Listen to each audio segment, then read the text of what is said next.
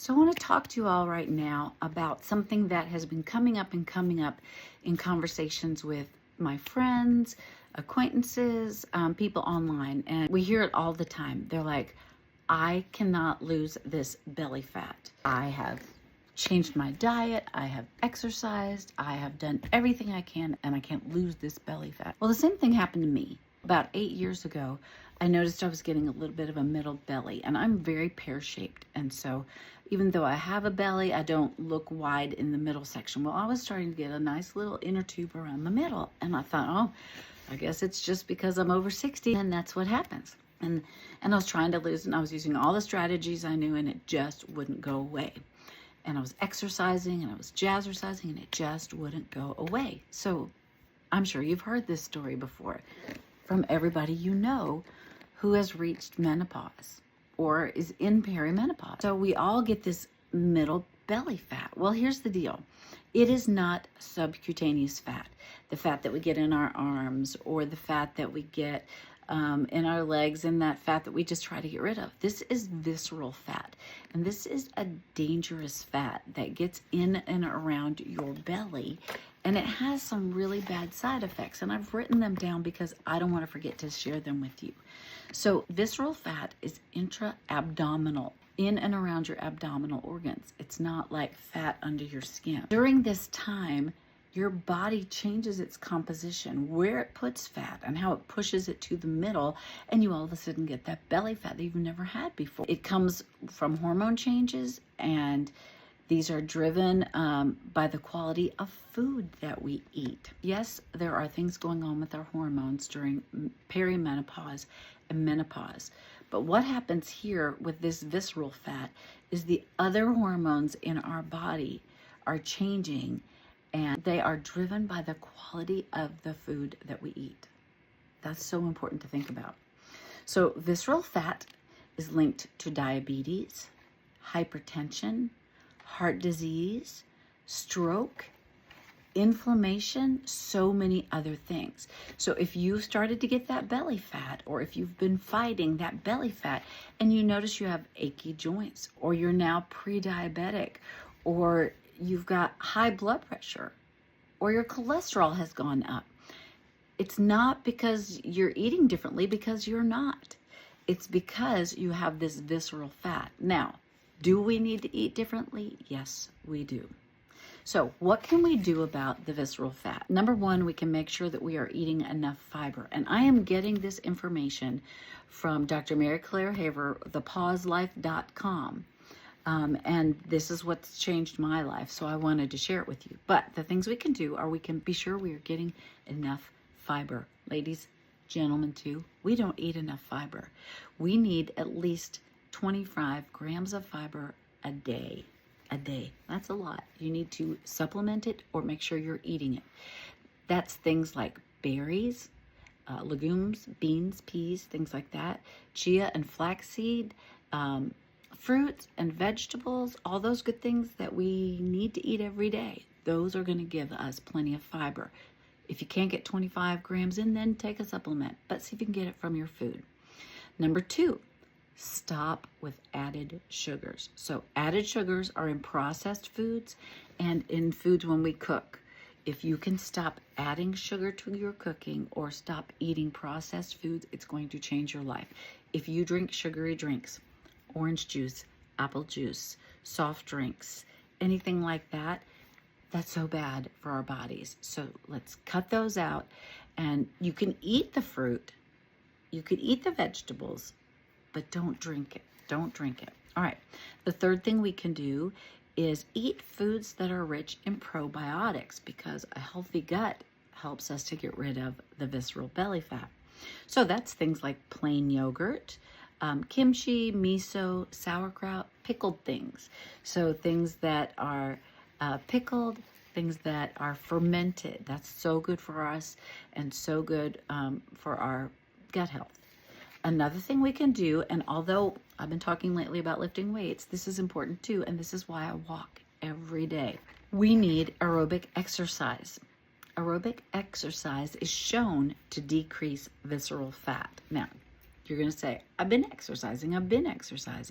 Yes, but you've got to get in that burn zone that is, for me, it's somewhere around 95 to 100, and stay there for 30 to 40 minutes. So my 40 or 50-minute walk now in the morning, I try to keep my heart rate somewhere between 95 and 105. And let me just tell you, when I started this program, the fat just fell off of me. It fell off of me. That has never happened before in my life. So aerobic exercise decreases visceral fat. It lowers insulin levels. That's why it's going to change your visceral fat. It also helps with your heart health. So aerobic exercise is very important. So is resistance training. We're not saying don't do that. We're saying add aerobic exercise to your resistance training. Next is get enough protein. All right. So the old FDA said numbers that were way below what we really need. So the mathematical equation to tell you how much to eat is 1 to 1.5 ounces of protein for every kilogram of your ideal body weight. What is that weight you want to be or you used to be? So for example, my ideal body weight is 145 pounds. And so I've transferred that to kilograms, and I should have between 95 and 100 grams of protein a day. But what we need to know is, as women, our body doesn't process a lot of protein at once. So don't try to eat it all in one meal. So, eat those lean meats, eat plain yogurts, cottage cheese, eggs, egg whites, as much protein as you can, get into balanced meals. What else can we do to get rid of the visceral belly fat? And that is something that is not for everybody, but I love it and it works for me, and that is intermittent fasting. So the Pause Life, Dr. Mary Claire Haver's Galveston diet recommends a 16-8 intermittent fasting program. That means we fast for 16 hours and we have an 8-hour eating window. She has adjusted that, but this is what's in her original book, and I love it and it works for me, but it doesn't work for everybody. And a lot of people wait till noon to have their first meal. I can't do that. So I eat breakfast at 9 and my last meal is at 5 p.m. Didn't think I could do that. I love to snack while I watch my shows or watch a movie at night. And I don't do that anymore. And some nights it's hard, so hard, because I just want to snack on something. So intermittent fasting is anti-inflammatory. It's crazy how this happens. And if you Google it or Chat GPT, the benefits of intermittent fasting, ask for receipts. Ask for data that proves these points. And here are the things that I found when I searched it. It is anti-inflammatory. It helps your body to flush out impurities and helps you to be less inflamed, especially in your joints and your gut and everywhere. It enhances your brain function. Okay, so this one is amazing to me. When I don't eat for 16 hours, I actually sleep better. And getting a better night's sleep helps your brain to flush out impurities so that you don't have brain fog. And it helps just to get a reset at night and start over the next day. And finally, it helps with cellular repair. Our cells have to repair themselves every night, and if we don't give it time during that fasting period and that sleeping period, our body doesn't ever get to repair. So when I was working full time, my stress level was crazy high. My sleeping was 5 hours a night, maybe, and I was proud of that, but now I was wrong. But my sleeping was not enough. My body was fighting me every step of the way because I wasn't taking care of my body. So the one thing I have learned that means the most to me through the Galveston diet is that I need to eat to fuel my body, not eat because I love food. And let me tell you, I love food and I love to cook. And so it's been a huge shift for me. But I love now that I'm eating to fuel my body and that I pay attention on my food tracker to my macros. How many proteins am I getting? How many carbs am I getting? How many fats am I getting? How much fiber am I getting? And there are days when I do my food planning in my tracker before I eat because it's so easy for me to go over. But all that to say, if you are one of those people who's been fighting the belly fat, it is more than likely visceral fat, and there are things you can do about it. I will recommend the Galveston diet every time. It is not easy, but it worked for me. A lot of people recommend the Mediterranean diet. It's very similar in food and macros, but I also recommend walking every day. I also recommend some form of intermittent fasting if you can do it. People who are hypoglycemic, have diabetes, it probably doesn't work as well for them, and it may not even be safe for them. So don't do intermittent fasting until you talk to your doctor. But don't think that you're stuck with that belly for the rest of your life, because you're not. You can make a difference. Now, one last thing I'm going to say is that in the past year, I have discovered that alcohol is a no-no. And I love to drink with the best of them. A good glass of wine with a filet mignon. I love a good red wine. A light Chardonnay with appetizers out on a rooftop restaurant.